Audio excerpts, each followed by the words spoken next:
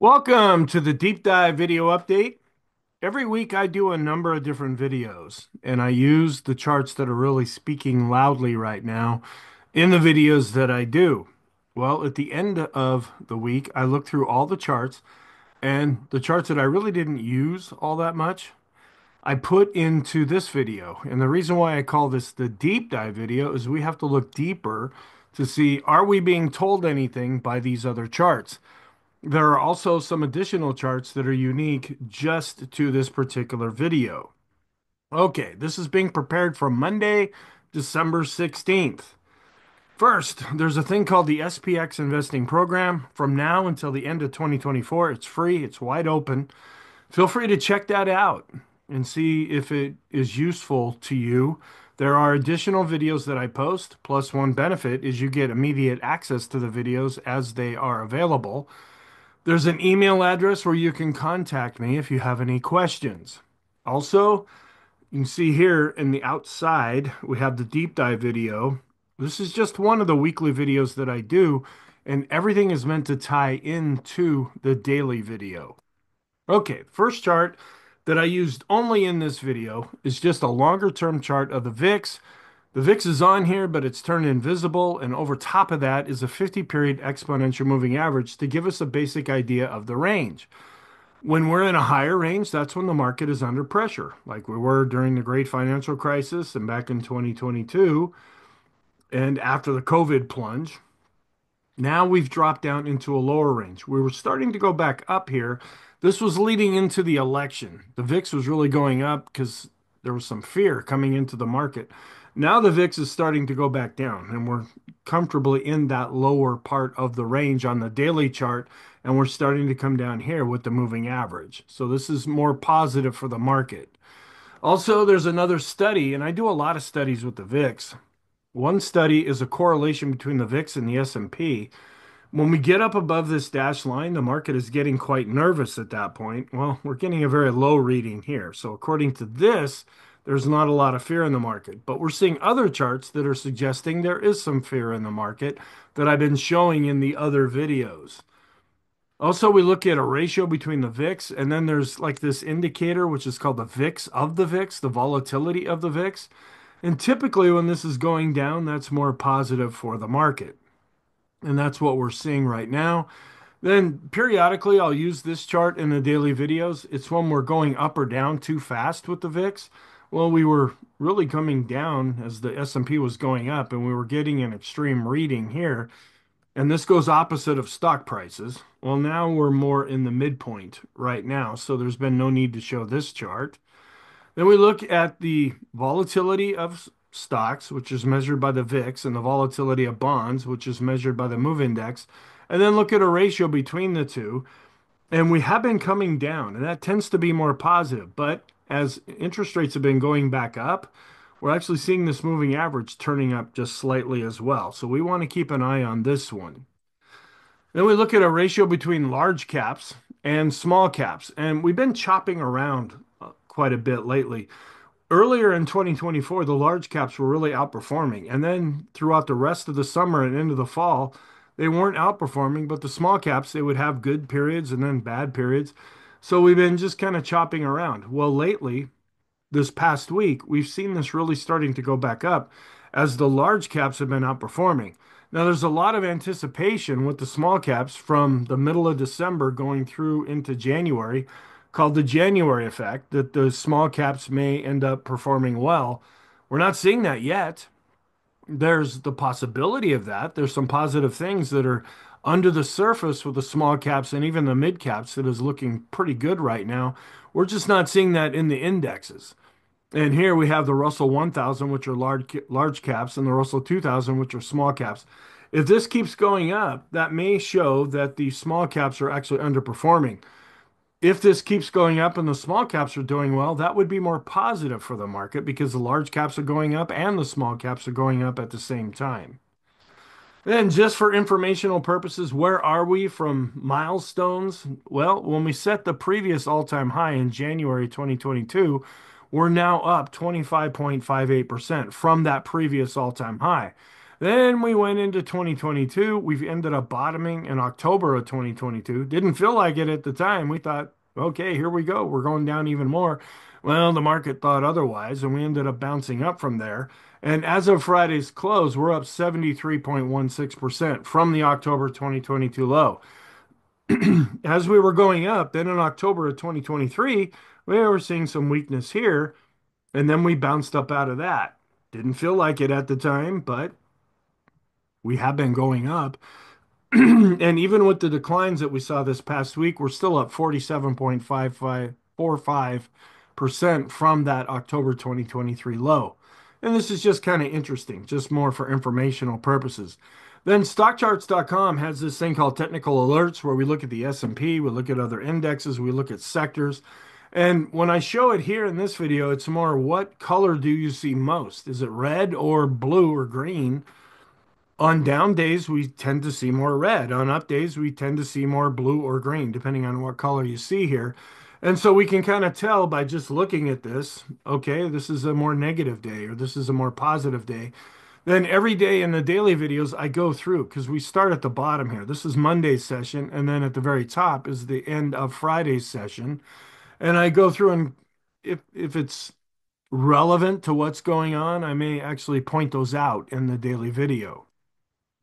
Stockcharts.com also has another thing called technical scores, and you can use this with individual stocks, with mutual funds, with sectors, with indexes. I use them with indexes just to see, okay, what's performing the best right now at the index level? And they rank these on a score of 0 to 100. The higher the score, the better looking that particular sector. Coming in first place, because the QQQs, which is the NASDAQ 100, had a pretty good week, setting recent all-time highs. So we're seeing the score going up now. We're still not into the 90s yet. That's when something is really strong. But we are coming in at 86.9 with this index. In second place, still holding up fairly well because there's a lot of anticipation about this, are the small caps. This is the IWM, which is the ETF for the Russell 2000 Small Cap Index. It's coming in second place at 79.3. In third place is the S&P 500. It's 503 stocks. There's growth in there. There's value in there. It's more balanced. That's one of the reasons I like the index. It tends to underperform when we're really strong and going up, but it tends to hold up better when the market's really going down. It's coming in third place right now at 79. Then we have the Dow, which just a week ago set an all-time high, but it did not have a good week this past week. It's coming in at 73.6. And then in last place are the mid caps. And so if the small caps kick into gear, and there's a lot of anticipation about that, possibly the mid caps may see some improvement too, but we're just not seeing that yet.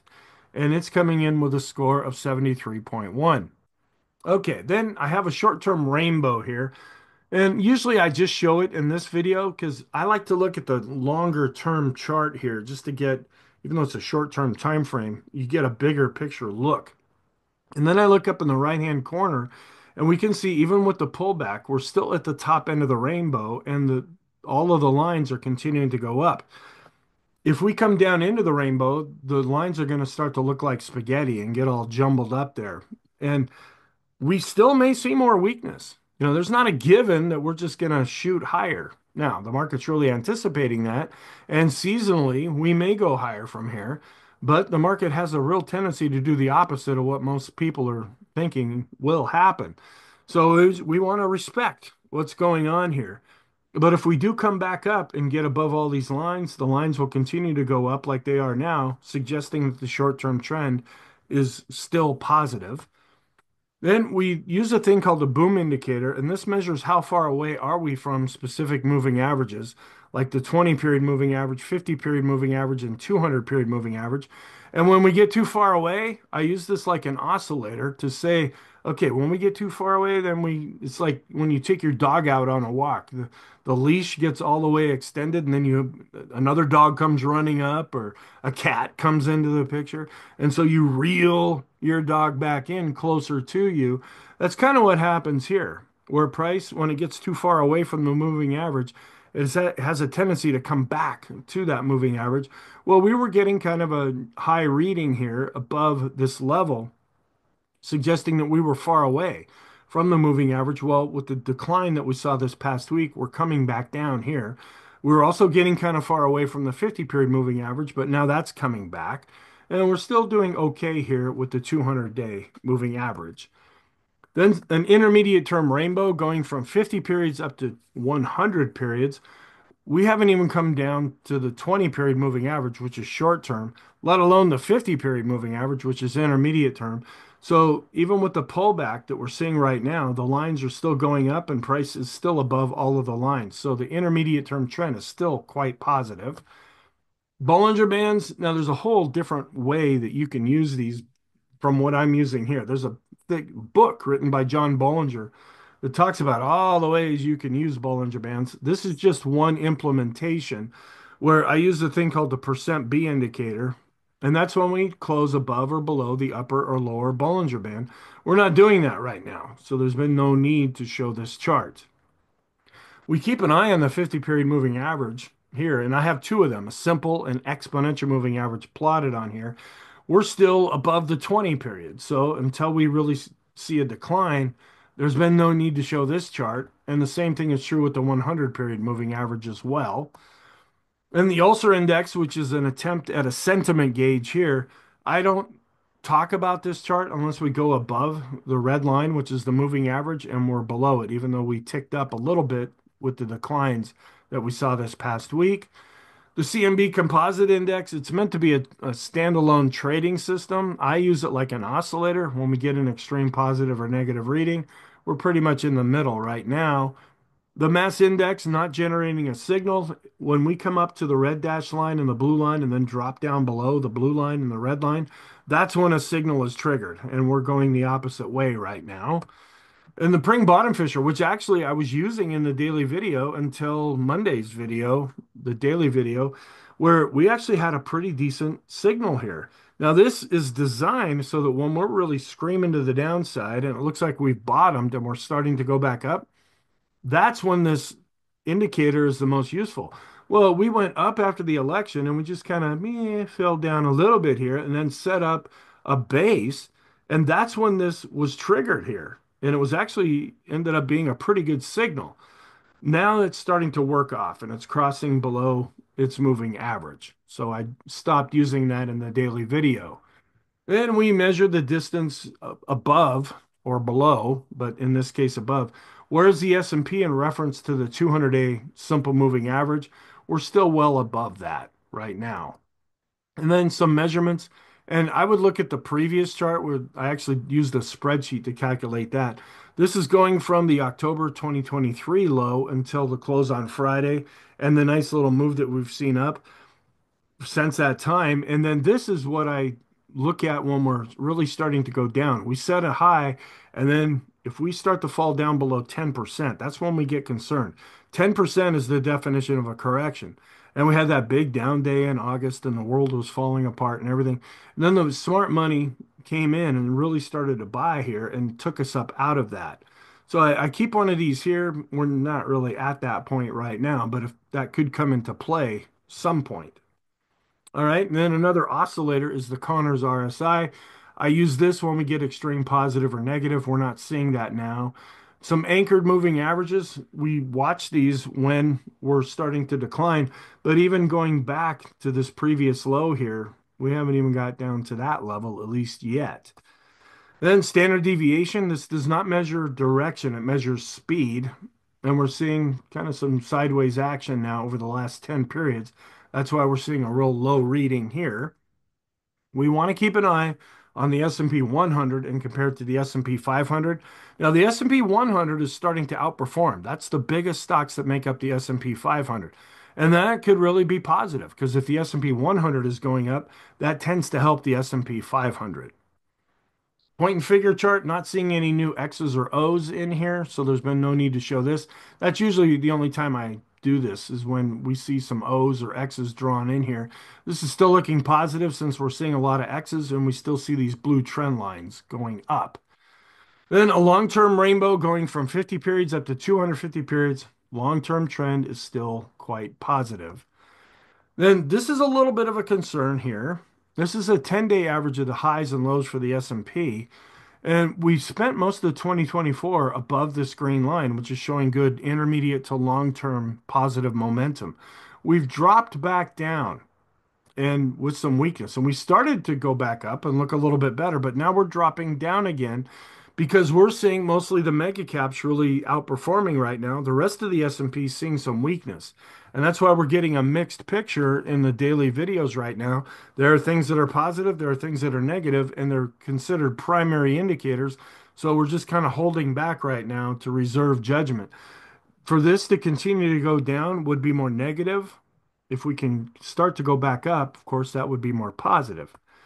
And then we also look at a broad market measure, which is a very similar type of measure to the 10-day moving average. This is a 5-day moving average across the Amex, NASDAQ, and NYSE, still above zero, even though it has been declining. So we're holding up for right now. But if we drop below zero, that's going to turn things more negative.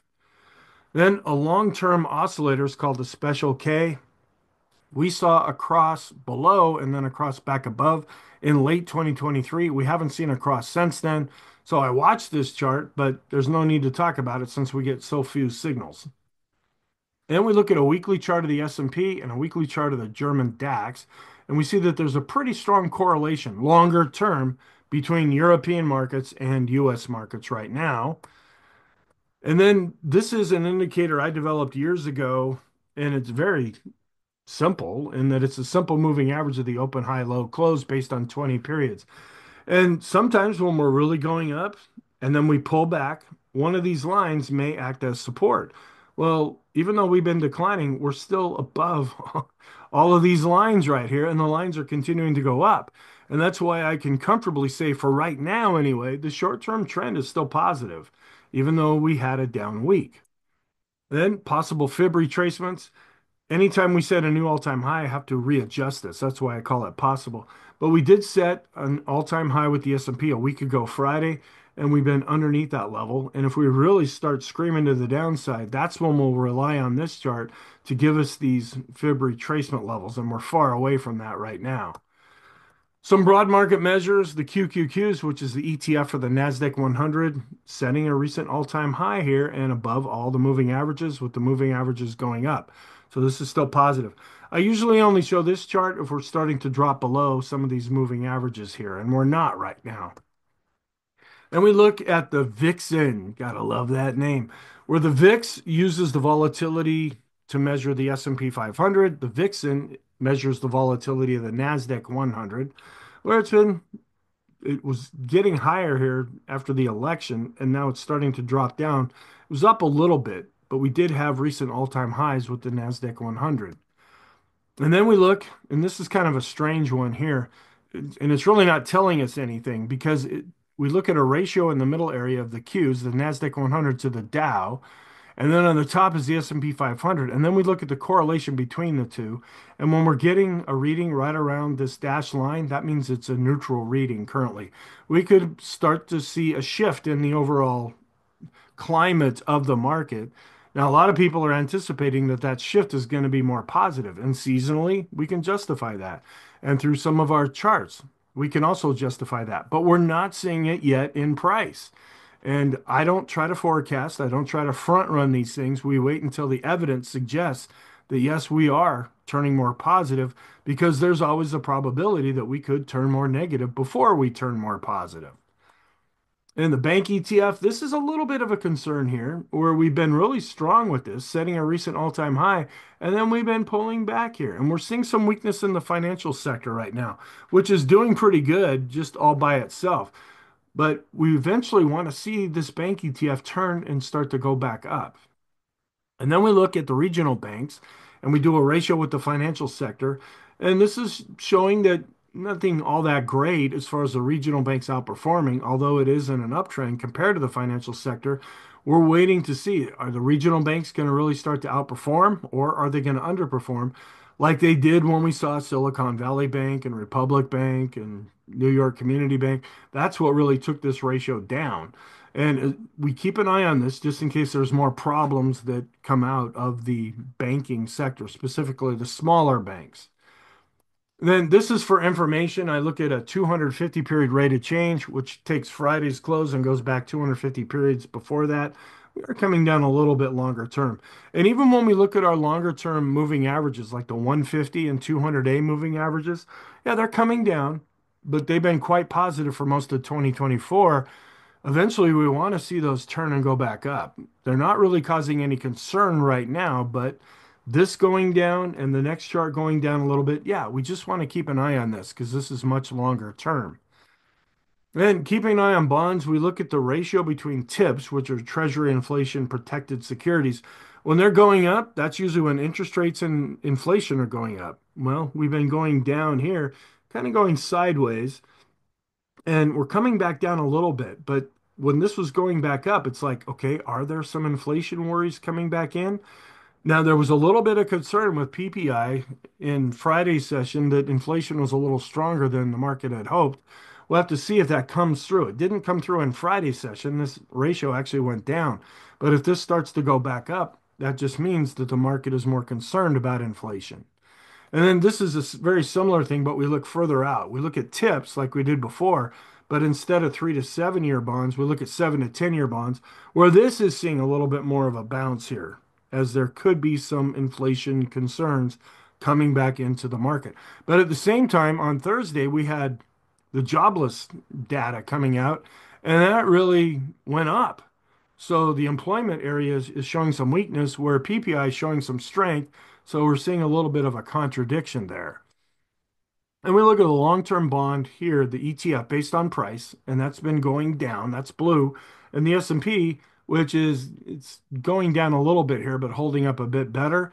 And we see the longer term correlation is getting a little bit stronger between the blue and the red charts here.